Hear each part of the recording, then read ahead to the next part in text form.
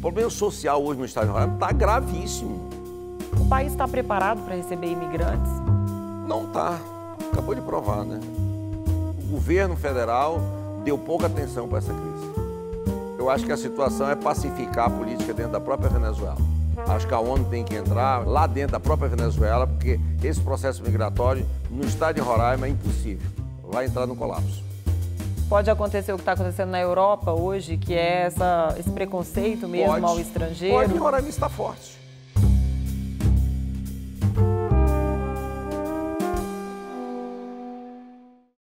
Senadora, a gente vê na mídia, nas redes sociais, a situação de Roraima com a imigração venezuelana. Mas eu queria que o senhor me descrevesse, o senhor que é de lá, qual é a real situação da Venezuela e particularmente de Pacaraima, que está na fronteira?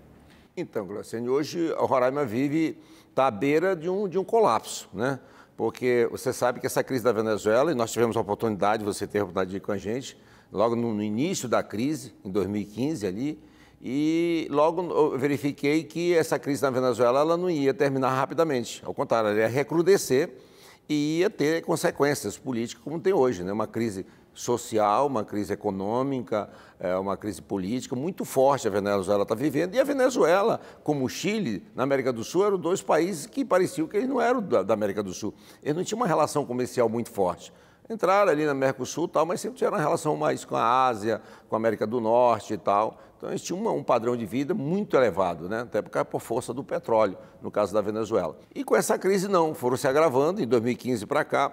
E eu fui o primeiro político, inclusive, a chamar a atenção do governo federal. Eu falei, olha, eu acho que providências têm que ser tomadas. Eu fui ao chanceler, que era o Serra, foi o ministro da Justiça, o presidente Temer, já tinha assumido, e mostrei para ele essa preocupação. Se a gente não adotar uma providência no acompanhamento dessa migração, nós vamos ter depois uma grande consequência que o estado de Roraima não suporta.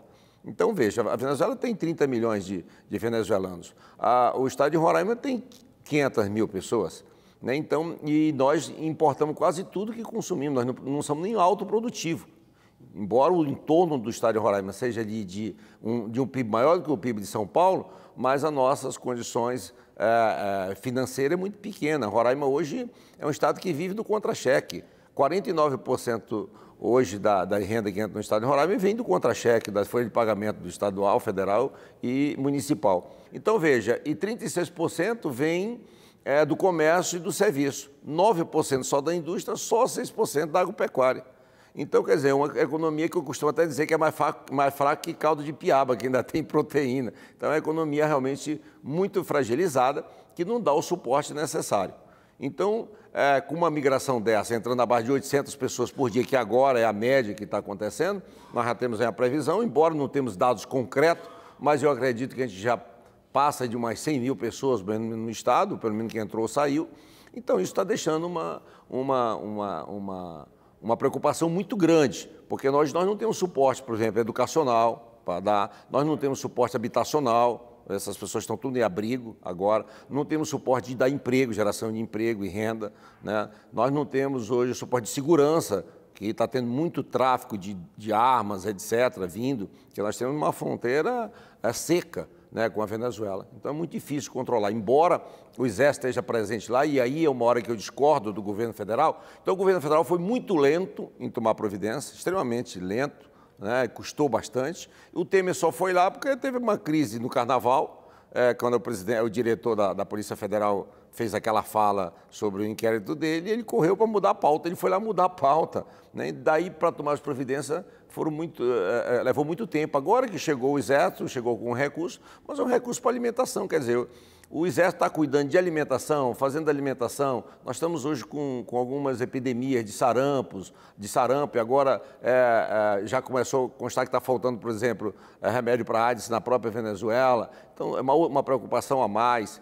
Então, realmente, a crise no estado de Roraima é muito grande. Muito grande. E precisa mesmo da presença do Exército para ajudar a resolver essa crise? Eu acho que a crise do Exército ele não tinha que chegar no aspecto de estar cuidando dessa parte, de alimentação, de vacinação, de acomodação. Eu acho que o Exército não tinha que estar nessa parte. Eu entendo. Eu acho que, por exemplo, as rodovias, elas tinham que ser seguradas pela Polícia Rodoviária Federal, que eles além de serem bem aparelhados, né, com essa era só dar suplementos para eles e também dar mais equipamento, dar mais suporte, aumentar o contingente. Eles realmente fariam isso com muita maestria, que é a prática, é o trabalho, né, é o exercício dele. Então, acho que o Exército tem que ficar muito mais na fronteira e é necessário fazer essa triagem. Não tem como. Nós estamos vivendo um momento de exceção. Então, não há como não fazer essa triagem, porque nessa migração as pessoas estão vindo por quê? Pela fome e pela falta de remédio, né? Então, realmente, é atrás de sobreviver. Ali vem pessoas preparadas, pessoas realmente que têm até níveis superiores, como já houve, né, um deslocamento aí de quase 100 pessoas ou 200 pessoas, interiorização do país, né? Mas essas já, inclusive, localizaram emprego e tal. Mas e as demais pessoas que vão ficar aí, né, que a grande maioria não tem? Né? E o que acontece? As pessoas ficam vulneráveis, por exemplo, a um recrutamento dessas organizações criminosas, dessas facções criminosas, né? Como o senhor disse, nós estivemos lá na Venezuela em 2015. O senhor teve a oportunidade de conversar com autoridades venezuelanas e brasileiras. Quais as respostas o senhor teve dessas autoridades? Então, não teve uma resposta concreta, mas até se você lembrar um pouco, eu levei até uma carta onde eu apresentava as nossas preocupações na relação entre Brasil e ali. E, por exemplo, fechar a fronteira. Não, esse fechamento tem que ver que tipo de fechar. Porque tem um detalhe importante. Hoje a energia que Roraima consome vem da Venezuela, né? Agora, com esse possível calote aí, por exemplo, dia 5, mais ou menos agora, saiu agora de maio, 5 ou 8, não lembro bem a data, que o Brasil tem que fazer um suporte, né, possivelmente de um calote da Venezuela, de 275 milhões de dólares. E se o Brasil inventar de não pagar o consumo de energia para fazer essa compensação, uma hora ficamos num blackout enorme, que hoje as termoelétricas de Roraima não dão suporte. Então você deve estar perguntando, então, o que fazer? Eu acho que essas pessoas têm que ser mantidas dentro da própria Venezuela. A ONU tem que entrar nisso. A comunidade internacional, como um todo, tem que entrar nesse processo. E buscar a pacificação da Venezuela, principalmente agora depois das eleições. Intervir na política. Eu acho que tem, que agora depois das eleições, eu acho que os próprios parceiros, sabe, tem que ter uma parceria. Quem é hoje o parceiro do Maduro, que dá a sustentação internacional? Rússia, China, Cuba, que tem uma escala menor, tal. E os Estados Unidos está neutro, porque a relação comercial dos Estados Unidos com a Venezuela não foi abalada. Então é preciso realmente fazer um entendimento para pacificar a questão política e voltar a Venezuela suportar, dar ao seu pessoal um suporte necessário. É o caso do Brasil intervir diplomaticamente. Diplomaticamente. Mais do que em termos de política pública com os venezuelanos que estão vindo. Sim, porque aí não vai dar suporte, né? Roraima não vai dar suporte, o Brasil também não vai dar suporte, está vivendo uma crise, nós ainda estamos na recessão. Não pode dizer que nós não estamos, estamos sim. Então, não vai ser resolvida rapidamente. Eu acho que, nesse momento, a ONU tem que tomar frente dessa crise que existe. Pode-se montar lá um campo de guerra lá dentro da própria Venezuela e dar o suporte, fica muito mais em conta, porque o problema social hoje no estado de Roraima está gravíssimo, gravíssimo. Ao ponto, por exemplo, como nós não temos... outra ponto que eu ia te falar, por exemplo, de onde vem a renda do Estado? Assim, para a pessoa melhor entender. Do FPE, de 75% a 80%, quando na base dos outros estados é 2%, 3% do FPE. Para nós representa isso, de 75% a 80%. Quer dizer, os recursos, a receita própria, a ordinária, fica em torno de 20% a 25%. É muito pequena, né, para você dar um suporte a uma população, um aumento aí rapidamente de 20%, 30% da população. É muito grande. E há uma pressão sobre os serviços públicos. Sobretudo, os serviços públicos não dão suporte, né? Nós não temos. Hoje o Estado, o que ele gasta, tirada as receitas constitucionais ali da educação, da saúde, né, do PIS, etc., por município, e depois as despesas naturais do Estado ali, a sua receita corrente líquida e a sua despesa corrente líquida, ele tem um prejuízo, ele tem um déficit anual de 152 milhões. E o Estado hoje só não está num calote geral por conta da repatriação, que recebeu quase 350 milhões. Senão estaria hoje um calote absoluto. Mas hoje nós já temos essa crise lá. Né? Falta de medicamento, falta a própria polícia, falta até viatura, falta combustível. Tu imagina. E o processo migratório recrudescendo, aumentando e tal. Por exemplo, as próprias comunidades indígenas, elas se recusam a receber os indígenas que estão vindo. Olha só, para te ver como a crise é, né?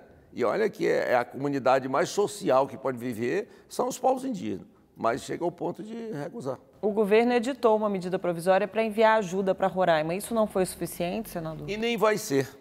Nem vai ser. Nós não vamos conseguir equacionar com essa medida provisória, não vamos conseguir, com todo respeito ao trabalho do Exército, que eu acredito nele, mas não vai dar a mesma coisa da intervenção no Rio. Eles estão doidos para chegar a dezembro para dizer que não deu certo, porque não está dando certo. Né? Eles fazem a coisa assim de afogadilho. Não adianta você implantar e depois chegar ao recurso, você tem que chegar junto. Se o governo federal tivesse tomado a medida quando nós alertamos ali em 2015, final de 2015, início de 2016, eu tenho certeza que o controle seria um outro controle. Hoje está desse jeito.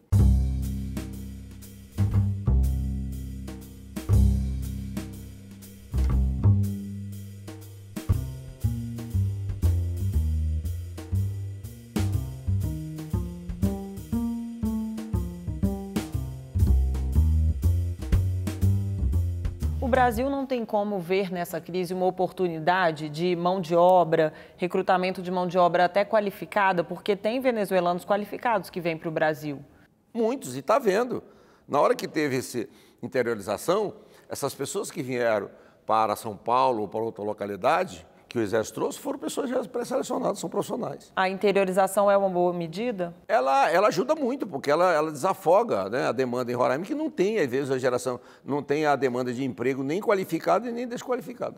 Agora, há também uma competição com os empregos para os brasileiros, porque a gente tem um desemprego de mais de 12 milhões de pessoas. Os brasileiros estão vendo isso com muita ressalva. Imagina, os brasileiros, eles imaginam o povo de Roraima, né? Que ele vai procurar saúde, ele não tem. Aí vai no hospital, não tem leito. Vai na maternidade, não tem espaço. Vai no posto de saúde, não tem o remédio. A sua casa todo dia assaltada. O tráfico de arma acontecendo. Então imagina a inquietação, a insegurança, a incerteza. Aí começa o processo de rejeição. Começa a xenofobia, né? Que eu não queria falar. Mas é justificável isso, senador? Acaba que acontece. Como é que a gente lida com esse problema? Pois é, tu imagina só, né? Eu prefiro chamar de rejeição, né? Pela disputa de mercado e tal. Mas aqui acontece. Pode acontecer o que está acontecendo na Europa hoje, que é esse preconceito mesmo ao estrangeiro? Pode, Roraima está forte. Não adianta de querer tampar o sol com a peneira, que está forte. As pessoas estão... É uma reclamação absoluta, sabe? São já com coisas agressivas. Às vezes a gente vê, por exemplo, nas redes sociais, acontece uma tragédia, uma coisa assim. Por que não é com os venezuelanos? Tu entendeu? Então é uma coisa que vivia irmanadamente, vivia pacificamente. A Venezuela era o turismo, né? Porque tem aquelas ilhas importantes ali e tal. Então, todo o povo do Amazonas e de Roraima ia fazer mais na Venezuela o seu turismo do que mesmo no Nordeste brasileiro. Mas agora criou essa animosidade.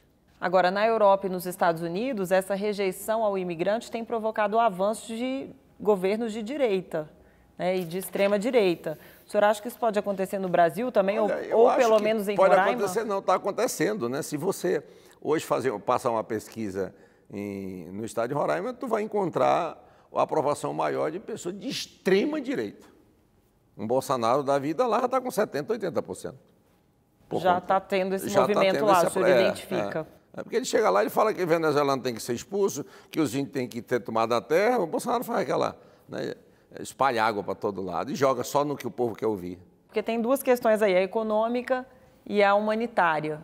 Né? Qual que a gente deve privilegiar nesse caso? O povo de Roraima ele é extremamente hospitaleiro, é extremamente humanitário. Tanto é que quem vinha dando o suporte de alimentação, de hospedagem, de tudo, era voluntários, era a população, as igrejas, as outras entidades, ONGs não instaladas lá.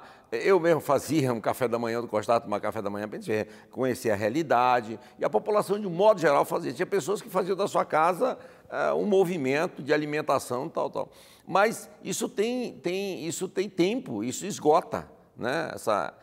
Essa bondade, ela se acaba pela escassez também, começa a acontecer, começa a faltar. E pela escalada da imigração, né? Porque começa a aumentar. O senhor já denunciava desde 2015, mas no ano passado, 2017, houve um aumento muito grande. Substancial. Quando que surgiu isso? A prefeita de lá, num momento de bastante infelicidade, ela que tinha se recusado, inclusive, até fornecer alimentação para as crianças, porque só quem estava dando abrigo era a governadora com 3 abrigos, inclusive um em Pacaraima, mas era tudo do governo do Estado. Tanto é que ao governo do Estado mesmo recebeu cerca de quase 500 mil, muito pouco, além do que ele realmente gastou. Então, faltou uma boa parceria por parte do governo federal. Eu acho que aí há um travamento político, interesses políticos, às vezes coisas menores que estão prejudicando uma coisa maior que é o Estado. Nesse contexto, a prefeita veio aqui, se reuniu com 10 ministros e chegou lá prometendo aluguel de R$ 700.200, prometendo a casa, prometendo alimentação e também transporte para fazer a interiorização. Isso aí caiu com uma luva lá dentro, no momento que a tendência era do povo venezuelano ir para a Colômbia, ir para um outro país que era o mais próximo, falava a mesma língua, etc. Né? E isso não mudou, ainda mais com essas redes sociais, chega uma mensagem dessa ordem, menina, eles andam 200 quilômetros a pé. E de quem é esse problema? É do município, do Estado ou é do governo federal? Acaba sendo de todos, porque políticas públicas se faz no município. Né? O problema é do governo federal, porque isso é um problema internacional, é do governo federal. Mas aí onde é que a gente vai fazer?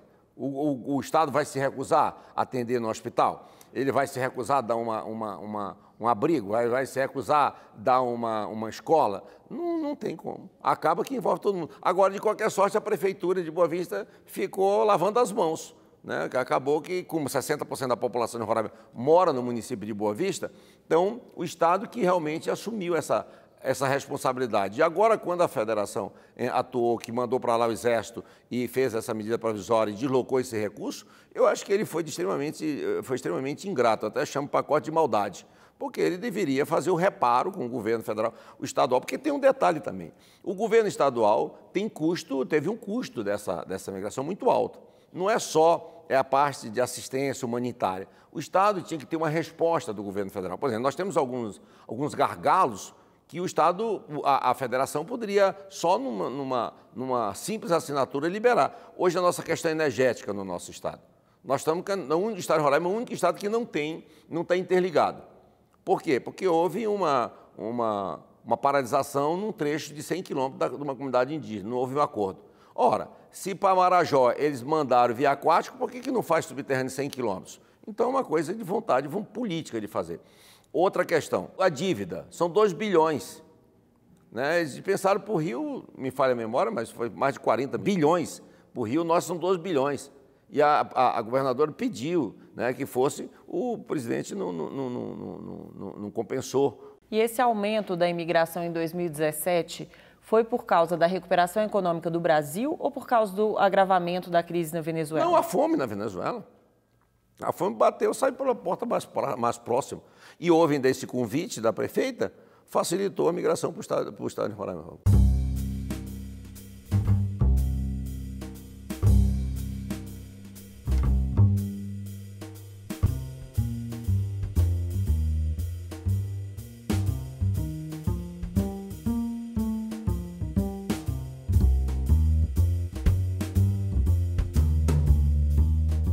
O Brasil também teve a lei da migração. Essa lei facilitou a entrada dos venezuelanos? Muito, porque ela deu igualdade, né? É obrigado o Estado a atender como atende qualquer um brasileiro, com saúde, com educação, com segurança, com social, com tudo. O senhor acha que o Congresso acertou em aprovar essa lei? Eu acho que nós não poderíamos, nesse momento, fechar isso. Até porque é um momento, a Venezuela é um momento de exceção, ninguém vive totalmente nessa crise. Né? Então, eu acho que acertou porque o processo migratório é um processo natural, de país para país, não é numa grande escala dessa. Né? Pode ter sido um ato certo no momento errado, para Roraima e para o Brasil. Entendeu? O Congresso também discute revalidação de diploma, que é uma questão super controversa aqui. Sempre foi, há uma pressão interna de faculdades também, só que é uma questão que está pesando agora para a entrada desses venezuelanos que são mão de obra qualificada. Tem gente com diploma trabalhando em postos de trabalho que não precisam de qualificação. Se o Congresso aprovasse essa revalidação, facilitaria? E muito. Eu dou um exemplo muito em cima do que acabaste de falar. Por exemplo, eu conheço um rapaz que é dono de uma farmácia e ele contratou um venezuelano para fazer serviços gerais. E uma pessoa chegou lá com uma receita e ele fazia as serviços gerais na hora, mas depois ele ficava vendo remédio, onde estava ali, ajudando a organizar. E uma pessoa chegou com uma receita e não tinha um remédio daquela receita. Quando ele foi saindo, esse venezuelano disse assim, você não achou o remédio? Ele falou, não. Mas deixa eu olhar. Ele olhou a receita e falou, mas isso aqui substitui. Aí o cara parou, olhou, não sabia quem era, se ele era atendente, não era, voltou com o vendedor, falou, olha, esse remédio aqui pode substituir e tal. E ele foi, consultou lá, acho que o farmacêutico disse que podia e tal. Depois o gerente chamou o cara, perguntou, o cara era médico. Estava ali calado, trabalhando na farmácia, um médico. Quer dizer, um cara desse tivesse o diploma dele revalidado, validado, naturalmente ele estaria desempenhando sua função. Mas não dá para ele entrar no Mais Médicos, por exemplo? Não, porque tem, mas médico tem que fazer, eu até falei isso com o ministro na época, mas tem que licitar, tem que provar a necessidade, e como o Mais Médico tem muitos médicos que falam espanhol, cubano e venezuelano mesmo, ele me disse que ia suprir com esses que ele já tinha no quadro.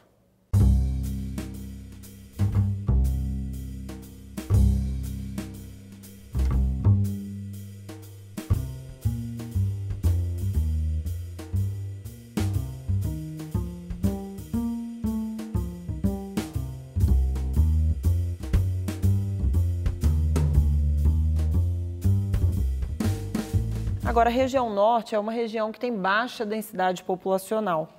Então, em tese, a entrada de venezuelanos ajudaria a aumentar essa densidade. Não teria também um lado positivo nessa questão? Pronto, nesse momento tem que ver. Olha, verdade que tem. No estado de Roraima, mas no estado de Roraima nós temos 60 e poucos assentamentos do INCRA.